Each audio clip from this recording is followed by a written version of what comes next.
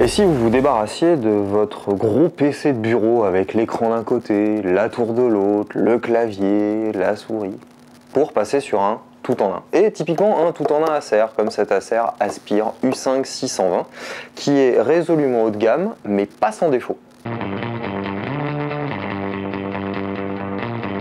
Premier bon point de cet Aspire U5 620, sa configuration.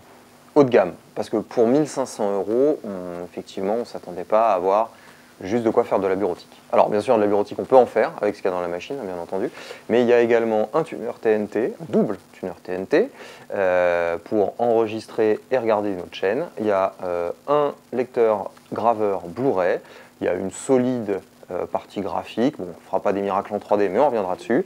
Il y a un bon processeur, de la RAM à gogo, enfin bon, bref, techniquement, une très bonne machine. Second bon point, utiliser cette machine, c'est le pied. Enfin, on se comprend, c'est-à-dire que le pied qui est à l'arrière de la machine et qui permet de faire varier l'angle d'inclinaison, peut totalement se rabattre sur le dos de la machine, si bien que vous pouvez vous en servir comme d'une tablette géante de 23 pouces Full HD. Dernier bon point de cette machine, c'est qu'elle est plutôt fine. Le cadre est plutôt fin, le boîtier est plutôt fin, donc résultat, elle est aussi bien à l'aise dans un salon que dans une chambre ou dans un bureau. Premier mauvais point, la qualité de l'écran. Alors c'est un peu embêtant parce que sur un tout en un, c'est quand même ce qu'on voit tout le temps. D'après nos mesures, il n'est pas très lumineux. Le taux de contraste, c'est déjà mieux, mais bon, là par exemple, on est à fond, la luminosité est à fond et en fait, l'écran est plutôt obscur. Deuxième mauvais point, le logiciel qui permet d'exploiter le double tuner TNT de la machine.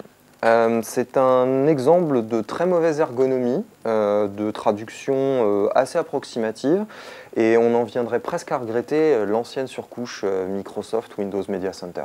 Dernier mauvais point, le prix, parce qu'on est quand même sur une machine à 1500 €. Alors même si techniquement elle est solide, le fait que l'écran soit pas terrible, que le logiciel pour exploiter le tuner TNT soit pas non plus d'une ergonomie sensationnelle, et puis il y a aussi d'autres mauvais points que nous abordons dans le test de 01net, tout ça fait que grosso modo ça fait cher, quoi. 1500 € pour ça, pourquoi pas, mais nous on les dépense pas.